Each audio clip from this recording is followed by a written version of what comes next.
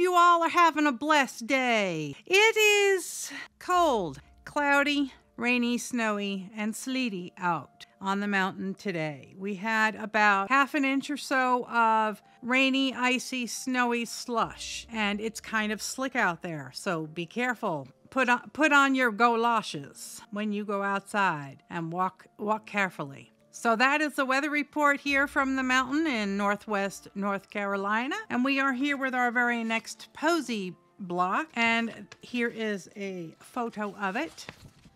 I'm calling this one Hydrangea, and this is block number 3.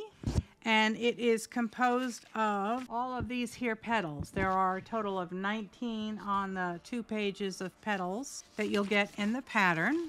And this is a raw-edged fused applique project. And I did a sample block, but do not burn this one into your memory. Light a match and burn this because it did not turn out at all. The background was way too bright and there was not enough contrast between the petals. So you really can't even see the different petals. It's just a blob. So my solution to that is I'm going to be using a darker background fabric, and I'm going to be using more high contrast fabrics for the petals, and we will be using fewer of them. And we will make sure that there's a lot of contrast. So let's get over to the cutting table and we will get started making our hydrangea block.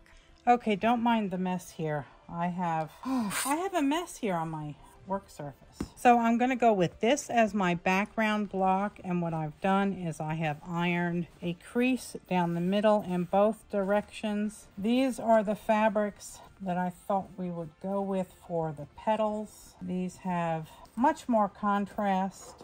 I have five fabrics picked here. What I'm doing is I'm using a fusible web, and the fusible web that I have is right here. This is Pelon Wonder Under, and I have cut 2 strips so far. I'll need more.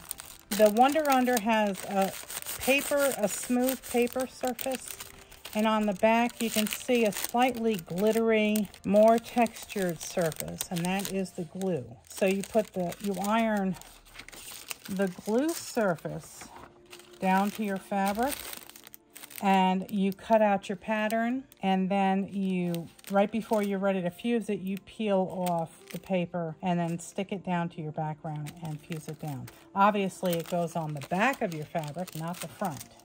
I am taking a pencil and I'm taking the Wonder Under strips that I've made, and I am going to be tracing all of the petals onto the paper. I'm just using a pencil, mechanical pencil here. And you can vary the petals, you know, if you like a petal that has a little dip in the end like that, then you can certainly do that to all of them. Really, you only needed 1 petal for the whole pattern here, but I printed 19 of them. You can make little dips in the ends if you like. You don't have to follow this shape. This is just a suggestion. Okay, so there, it gives you more of like a dogwood look, but it's whatever you like. That is what we're doing here. And we're going to keep going. We're going to get as many on here as we can. I have 14 petals here, and I'm going to start with that, and we will see how it looks with 14 of them. I have 1, 2, 3, 4. I have 5 different fabrics here. So I'm going to start by cutting out 2 of each. That will give me 10 petals. You can do a couple with 3. And if you really want to conserve fabric and not have a bunch of fabric scraps laying around that have Wonder Under on part of them, you can cut out all the flowers and iron them down individually and then cut them out. I will take 2 petals off of this fabric and follow the instructions on your fusible, the fusible that you decide to use. Mine is about 3 seconds, and I'm just going to cut off this chunk of fabric there. Give this a press, and this one I will use 3.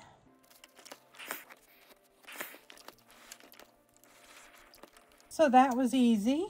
So the next step is to cut all these flowers out, and then we can start arranging them. And I'll cut out these two with you. I'm using paper scissors. You can use whatever scissors you like. Back from my mixed media art days, I've got some of those Tim Holtz fussy cut scissors, but they're over in my studio. Now I'm not freaking out if I go off the line a little bit.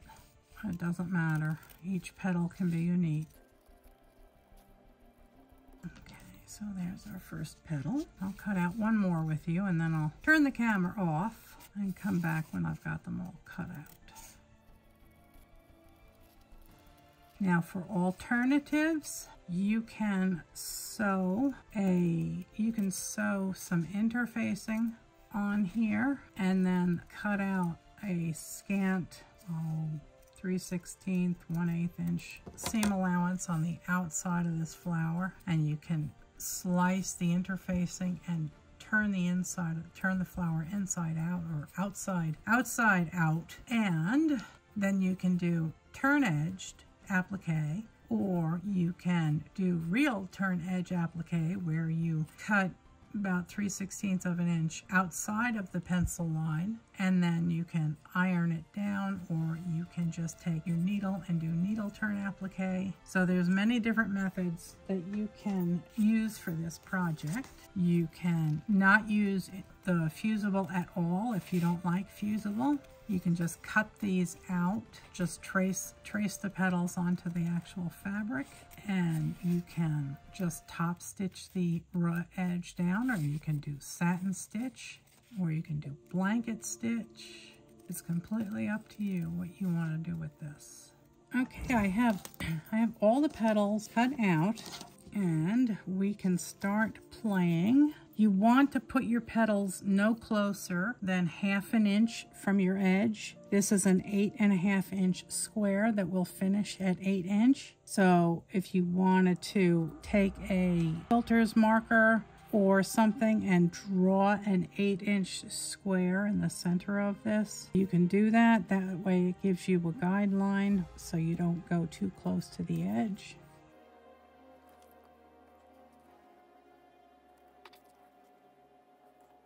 And spread them out a little bit more if you like. As long as you are happy with the way it looks, that's what matters most. One more in here like that, and you can spread this out if you like. And now we can start our second row.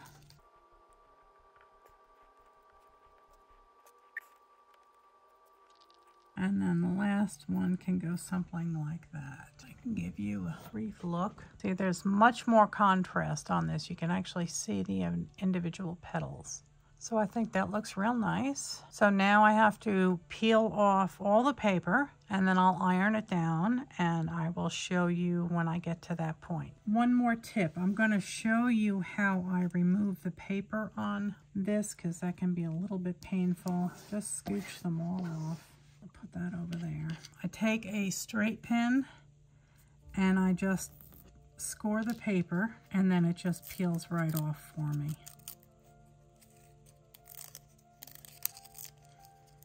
Peel your paper off slowly so that you don't actually pull the fusible off the fabric. If your fusible is older, it may tend to want to separate a little bit from the paper. You can tell that there's fusible on here because it feels a little tacky and it kind of grabs. See, this just slides all over, and this one really doesn't.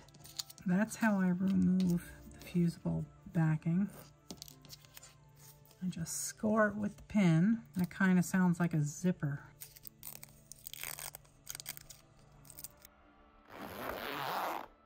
Okay, I have all of our flowers cut out.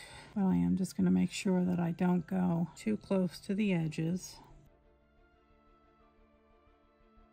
Now these can go closer to the edge, and you can tuck them under each other. And I'm not going to iron anything down until I am happy with the layout.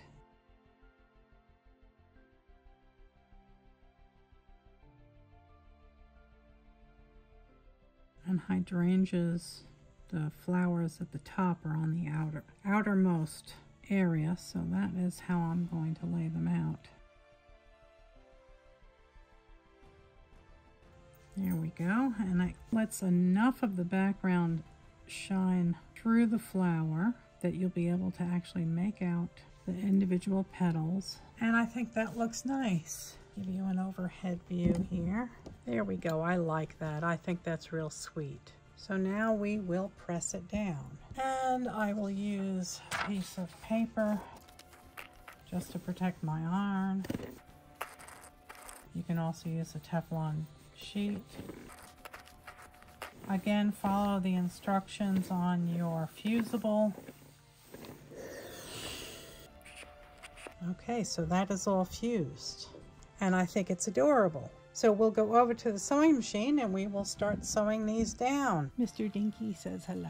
I did the other block with my freehand foot and I didn't like it, so I'm going the old and slow way. I'm using a foot that has an open front that I can see, and I am just going to start sewing, and I'm going to top stitch around all the petals. Okay, so just take your time. A few stitches, pivot, a few stitches, pivot. And I'm using a thread color that really doesn't show up that much because I don't want the thread to be the feature. I want the petals to be the feature. You can of course use a zigzag stitch, you can use a satin stitch, a blanket stitch, any decorative stitch that you have. This is rather relaxing. Just do a few stitches at a time, have a cup of coffee. And I'm going about a 1/16 of an inch, an 1/8 of an inch to the edge of the fabric. And actually what I can do is I can just keep going to the next petal and now do that. And you're just going to keep going around and around and around until you have all the petals down. And once these are all sewn down, you are free to use more decorative stitches. You could do some hand stitching. You could stitch the center of the petal. You could do little French knots to show the center of the flower. You can do as much fancy stitching as you want, and you can do that to all the blocks. I am going slow, but I'm just enjoying the process. Because if you're not having fun, why are you doing it? God gave you the talent to sew, so enjoy it and be thankful. If you're really good with freehand, you can do this freehand. I was trying the freehand and I didn't enjoy it. Thought I would just do a simple top stitch.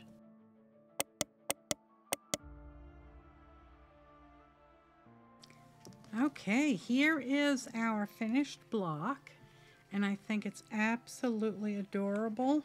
I think it's dainty. I like that I used fewer petals. So as a recap, the pattern comes with 19 petals on the paper. And I thought that that was too much. You, of course, can make a larger block and therefore use more petals. But in this instance, I use 14 petals. And I think it works out fine. You could put one final one right here in the center and use 15. I think that would work nicely. All I did was a top stitch around all the flowers. Again, you could use a blanket stitch, you could use a satin stitch, a zigzag. You could do any number of decorative stitches. You could do something that was kind of spiky. But I think it's absolutely adorable. It's a quick and easy block to do, and I enjoyed the quiet time just sitting here stitching around each petal. It was relaxing. So this was a quick pattern. It was a lot of fun, and I think it's absolutely adorable. Delicate, it's sweet, and green and pink just scream vintage and scream baby quilt or a quilt for a little girl's bed. So again, this is 1930s Posies, block number 3, Hydrangea. And as a recap, this is block number 2, and it's paper pieced. And this is block number 1, and it was just a very simple snowball on 3 corners. So I want to thank y'all so very much for watching. I want to thank you all so much for the wonderful comments and subscribes that I've gotten. I am planning on turning memberships on my channel, and the membership people that sign up will get special attention, and I will build on it. I have problems with stamina. I have absolutely none, so I don't get a lot accomplished, but I am going to try and work at getting my stamina built up so that I can spend more time doing this, because I just love it so much, and I just love all of you. You've been so kind and so loving and so wonderful. And so the membership area will have all sorts of different items. I'm not sure what yet, but I'm hoping that some of you would be interested in coming along. I will be giving things away, like sets of blocks. I will be doing giveaways amongst the members, and that can include anything from a quilt top to a set of blocks to some extra fabric. So please do consider signing up as a member. You will see, it's not there yet, but when I turn it on, underneath my videos, you will see a button next to the subscribe button that says join, and in there you will be able to make a small monthly payment, and you will be eligible for all the exclusive things. And again, as my stamina returns, I've been really out of it the last 3 or 4 years, but as that builds back up, I will be doing more and more and more live streams, and again, giveaways and exclusive lessons and tutorials, and like I said, lots of giveaways. So I do hope you will consider doing that,